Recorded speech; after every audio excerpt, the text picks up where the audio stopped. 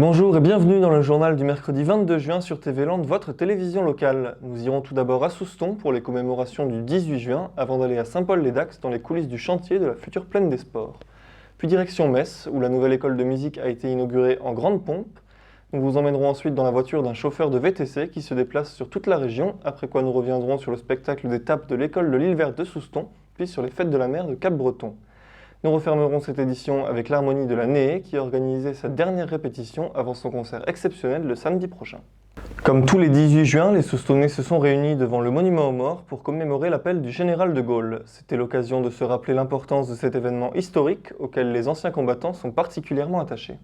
En ce 18 juin, les Soustonnais célébraient le 76e anniversaire de l'appel du général de Gaulle. Sous la pluie, une quinzaine de personnes s'étaient réunies pour ce moment de mémoire. 3/4 de siècle plus tard, cet appel reste d'actualité de par les valeurs qu'il symbolise. Ce 18 juin, c'est tout de même quelque chose d'important pour nous parce que c'était le général de Gaulle qui s'est adressé à la France pour leur dire « Écoutez, ne pas baisser les bras, nous pouvons toujours nous relever ». Et grâce à lui, eh bien, tout le monde s'est rallié à lui et grâce à lui que la France est relevée. Les anciens combattants tiennent aussi à transmettre ce message aux nouvelles générations à qui ces événements paraissent bien lointains. C'est le devoir de mémoire, car le général de Gaulle, c'est lui qui a l'appel du 18 juin, il est là pour toujours.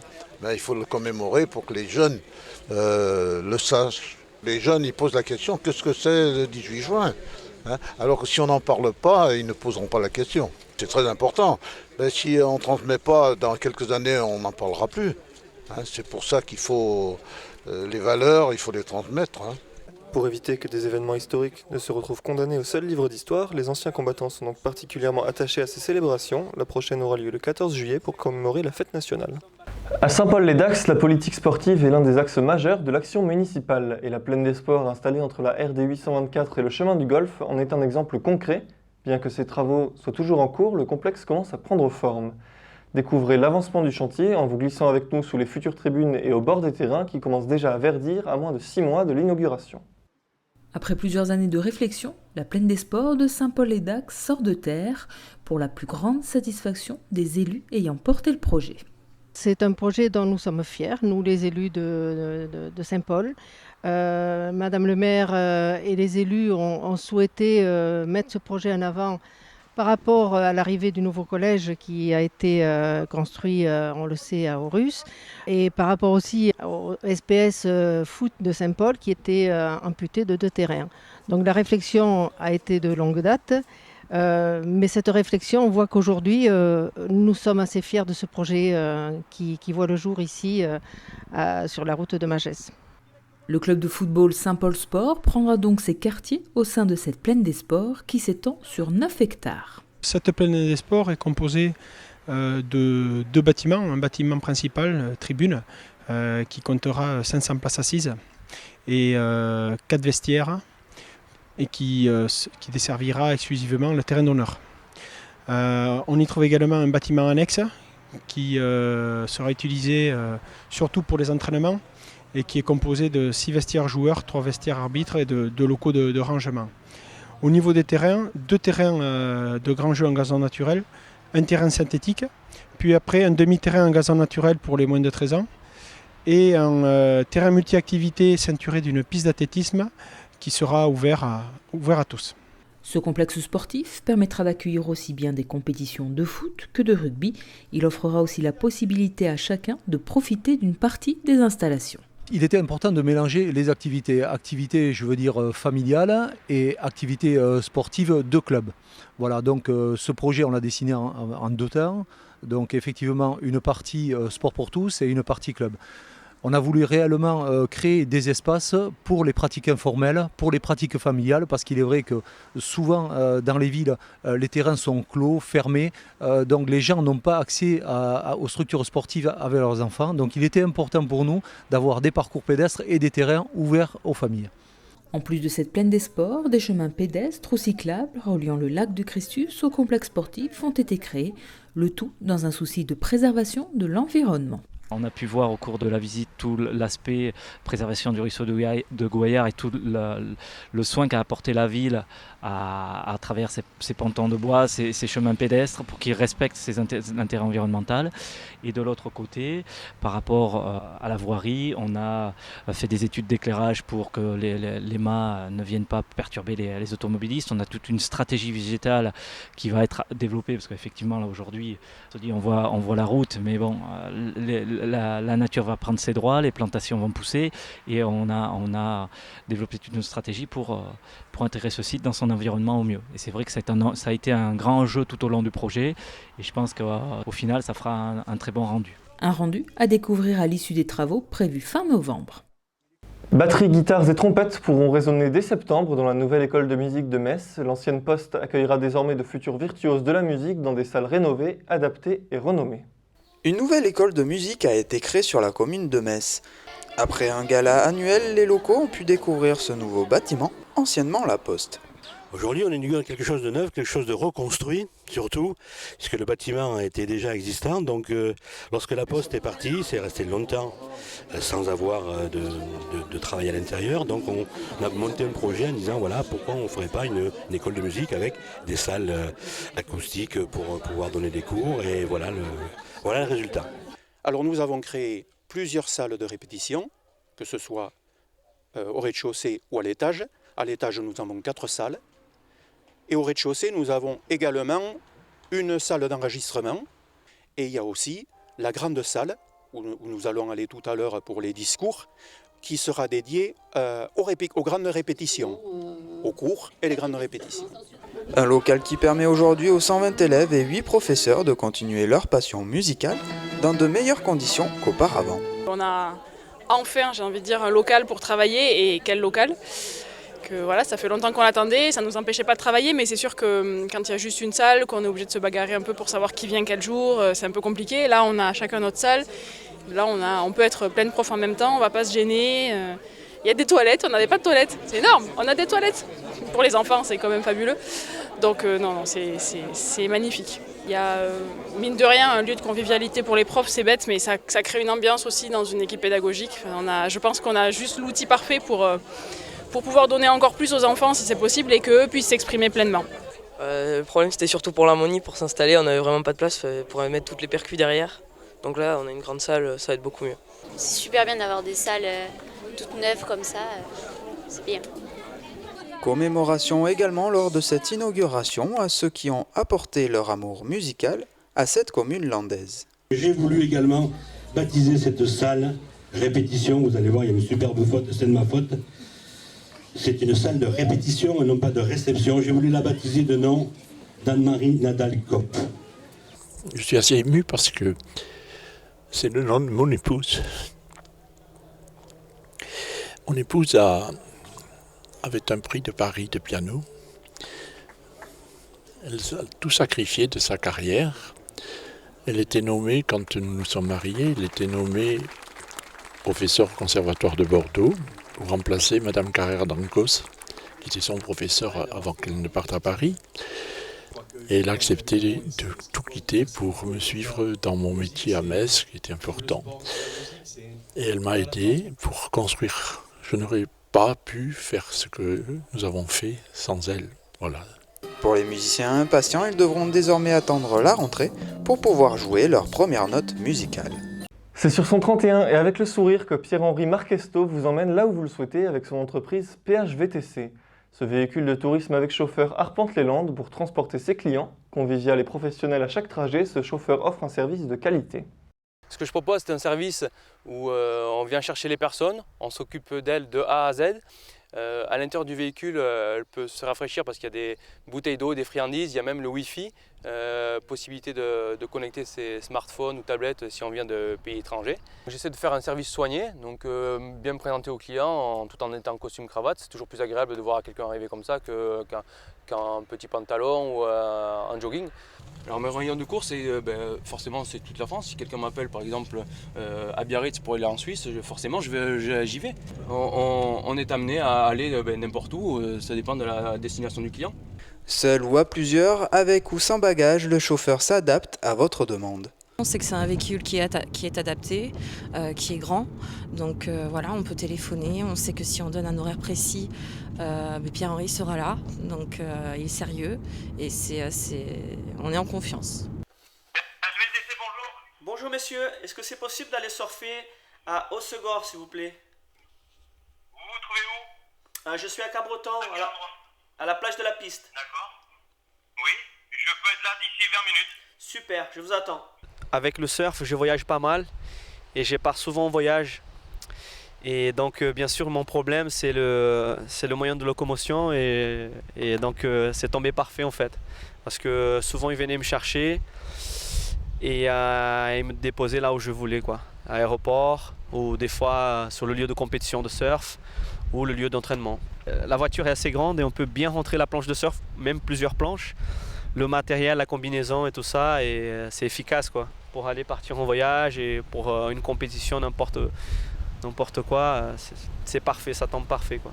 Ces services sont également proposés la nuit, un moyen pour les plus fêtards d'éviter les ennuis. On a fait petite soirée à la centrale, on était tous ensemble à la centrale et on voulait se déplacer au centre-ville et c'était un peu plus pratique de se déplacer en véhicule avec un chauffeur plutôt que de prendre le risque de prendre le volant et de peut-être se faire arrêter ou de perdre le permis ou un accident ou quoi que ce soit. Et je pense qu'au jour d'aujourd'hui, c'est mieux de jouer la sécurité et de faire appel à péage comme ce soir pour monter dans un véhicule et se faire amener tranquillement en toute sécurité. Pierre-Henri assure et rassure, notamment pour les entreprises qui voient en cette prestation un vrai professionnalisme. C'est très rassurant d'avoir ce service-là pour notre clientèle, parce que je pense que pour la station en général, c'est important d'avoir ce type de service. Et c'est super important pour nos clients, surtout nous dans le domaine du milieu de la nuit. Franchement, c'est important pour les clients, il va les chercher, il les ramène. Aujourd'hui, c'est un élément important quoi, pour nous. Quoi, voilà, quoi. Il est facilement joignable et il est organisé, respectueux, carré, donc franchement, c'est un élément important pour nous. Le VTC est donc une formule qui permet de se déplacer là où vous le souhaitez, tout en se faisant chouchouter. Mis en place depuis 3 ans à Souston, les temps d'activité périscolaire sont désormais bien installés. Les élèves de l'école de l'Île Verte ont présenté le résultat de leur travail de l'année devant un public venu nombreux. Théâtre, chant, danse et sport étaient au programme de la soirée. À l'école de l'Île Verte de Souston était organisé vendredi 17 juin un spectacle dans le cadre des TAP, avec pour but de montrer aux parents le travail de l'année. En fait, ces temps d'activité périscolaire existent maintenant sur la ville de Souston depuis 3 ans dans le cadre de la réforme des rythmes scolaires. Donc nous avons voulu, sur la dernière période, faire un petit travail de préparation avec les enfants pour un petit peu montrer aux parents ce que sont les TAP et leur contenu. Donc les enfants ont préparé un petit spectacle et cela permet aussi aux parents de venir rencontrer et voir les intervenants et un petit peu découvrir ce que les enfants peuvent faire sur ces temps d'activité périscolaires. Au programme de la soirée, plusieurs activités culturelles et sportives, notamment du chant et de la danse, qui sont au cœur des TAP. Ces temps d'activité sont étalés sur la semaine les lundis, mardis, jeudi, vendredi, de 15h30 à 16h30. Donc c'est 3 quarts d'heure plus un temps de récréation. Et ils sont autour de 4 thématiques choisies par la ville de Souston et le pôle enfance, jeunesse et sport. Le sport, la culture, l'environnement et la citoyenneté. Les intervenants font des activités de 3 quarts d'heure. Ce sont surtout des activités d'initiation, de découverte autour de ces 4 thématiques. Mais au bout de 3 ans, donc, il y avait toujours des questionnements sur la durée, la quantité. Souston est resté dans le cadre de la réforme d'allègement de la journée d'apprentissage en perdurant ces 4 fois 3 quarts d'heure qui permettent aux enfants d'alléger leur journée et de faire des activités. On a adapté au fur et à mesure des activités un peu plus à la demande, des activités avec de la pérennisation, la même activité sur plusieurs semaines. On est à chaque fois en réponse aussi aux parents, on fait des comités de pilotage, on a un comité de suivi d'étapes avec les parents d'élèves et les enseignants. Les TAP s'inscrivent donc dans la réforme des rythmes scolaires, aussi important pour le responsable pédagogique que pour les parents. C'est important de savoir ce que l'enfant demande, ce que les parents envisagent pour leur enfant aussi. On est aussi en adéquation avec les associations de la ville pour pouvoir avoir une harmonisation que ça ne soit pas des doublons. On essaye aussi, quand il y a école des sports, de ne pas faire sport dans la même classe. Dans l'étape, voilà, on essaye d'harmoniser, c'est pas toujours évident parce qu'on a quand même 15 classes sur les écoles primaires et 7 classes sur l'école maternelle. Mais on y arrive et les bilans sont plutôt positifs. On a fait un bilan TAP il y a un mois où quand même les parents nous ont dit que c'était quand même bien dans ce qu'ils envisageaient et voulaient pour leurs enfants. Je pense que la dernière heure, maintenant, ils ont associé vraiment à l'activité TAP avec la possibilité de tester un soir du sport, un soir de la musique, de l'animation, etc. C'est sympa. Un spectacle qui a donc dévoilé le fruit du travail de la réforme, avec des tapes qui devraient se poursuivre l'année prochaine dans la commune de Souston. Ce week-end, c'était les Fêtes de la mer de Cap-Breton, avec des animations et des expositions, mais surtout des sorties en mer et un hommage aux pêcheurs disparus. Regardez. Dimanche après-midi, le soleil était au rendez-vous à Cap-Breton, comme de nombreuses personnes, pour les Fêtes de la mer, ainsi que pour rendre hommage aux pêcheurs, et cette année plus particulièrement à une figure cabretonnaise. Ce fut un moment très émouvant, puisque nous avons jeté à la mer une gerbe à la mémoire de tous les marins disparus en mer. Et cette année, en particulier à Cap-Breton, une gerbe a été dédiée à un marin qui a été une figure de Cap-Breton et nous avons rendu hommage à sa mémoire. Son surnom, c'était Gros Bras. Et donc, c'était un monument. C'est une personne qui a fait la pêche toute sa vie, qui est décédée au mois d'avril, à l'âge de 66 ans. Mais Claude était une personne, même s'il était très costaud, une personne très sensible. Et qui ne demandait rien à personne. Une fois qu'ils avaient donné un coup de béret, comme on disait à l'époque, c'était acté. Donc on n'avait pas besoin de batailler avec lui. C'était un homme bon. Voilà. En plus, c'est les 70 ans de la fête de la mer. Et donc il m'a paru bon de le faire. Et c'est personnel. Et puis beaucoup aussi de marins ont souhaité lui donner à titre posthume aujourd'hui cet événement pour lui, quoi. Claude Debert, oui, c'est un ami que j'ai beaucoup connu puisqu'il est pratiquement, il devait avoir 1 an ou 2 de plus que moi. Et c'est quelqu'un qui a toujours fait partie du paysage cabretonnais. C'est un pêcheur émérite qui a toujours travaillé au port de Cap-Breton, qui a rendu des services immenses. Une personnalité particulière, un peu renfermée, mais un cœur en or et une puissance de travail. C'est quelqu'un qui était très cher au cœur de tous les marins. Vous avez pu vous en rendre compte au cours de l'hommage qui lui a été rendu, où il y avait à la fois beaucoup de simplicité, beaucoup de dignité et beaucoup d'amour. J'ai vécu ça comme un moment d'émotion, comme un moment qui montre que la mer est ancrée à Cap-Breton, les marins sont ancrés à Cap-Breton, que c'est une réalité, que ça fait partie du patrimoine historique et social de Cap-Breton. Un hommage personnel et général qui a fait participer pêcheurs et amoureux de la mer. Mais la fête de la mer, c'est aussi le moment pour les bateaux d'embarquer des curieux pour leur baptême marin. Pour eux, c'est une récompense, c'est une joie de faire participer tous les gens qui viennent nous voir depuis 30 ans. Et pour nous, c'est un bonheur de faire participer et d'amener les gens en mer. Pour nous, c'est une reconnaissance. C'est la première fois, j'ai été invitée aujourd'hui, un peu au dernier moment. Donc voilà, j'ai dit oui, parce que c'est l'occasion de voir la mer, tout au moins Cap-Breton, au Segor, sous un autre angle, c'est sympa. Pareil, le bateau, ça se passe très bien et c'est vrai, c'est aussi ma première sortie en mer. En plus pour les fêtes de la mer, donc c'est vraiment parfait. Je suis le frère du patron pêcheur Aurélien Saurien. Et très très belle sortie avec le beau temps, enfin. Et en espérant que l'an prochain soit une aussi belle année. Le Joker de Comme ses compères a donc fait profiter un grand nombre de personnes, suscitant des passions, voire peut-être même des vocations. Sortir en mer, c'est magique. La mer, ça ouvre les esprits, ça ouvre à toutes les aventures.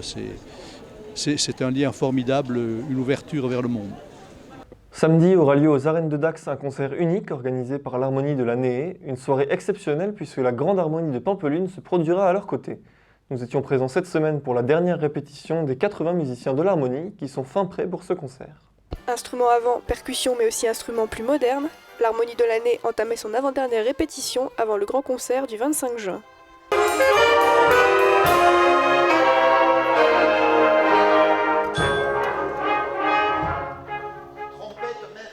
Ce soir, on va filer les morceaux que nous jouerons nous le 25. Ça veut dire qu'on va les jouer du début à la fin, sans s'arrêter. puisque le travail du détail aura été fait, est fait déjà depuis 2-3 mois. Donc on va les filer, comme on dit tout simplement, les uns après les autres. Les détails sont travaillés et maintenant c'est plus de la répétition, c'est le concert qui arrive, donc il faut les jouer comme pour le concert. Un concert inédit puisque la célèbre harmonie de Pampelune se produira aux côtés de l'harmonie de Dax. J'ai tenté, j'ai réussi à rentrer en contact avec eux. Suite à ça, on a pu discuter, on a trouvé quelques accords et puis de ces accords est née, je pense, une amitié aujourd'hui. Alors pour nous, c'est vrai que c'est un honneur que de pouvoir recevoir cette Pamplonesse qui, bien sûr, est connue de tout le milieu musical, musicienne de banda, musicienne d'harmonie, musicienne tout court d'ailleurs. Donc comme c'est la première fois qu'elle vient dans le département, et peut-être même en France, c'est un honneur, je le disais, que de pouvoir les recevoir. Les deux orchestres se sont donné carte blanche au niveau du thème. Chacun jouera les morceaux qu'il a choisis.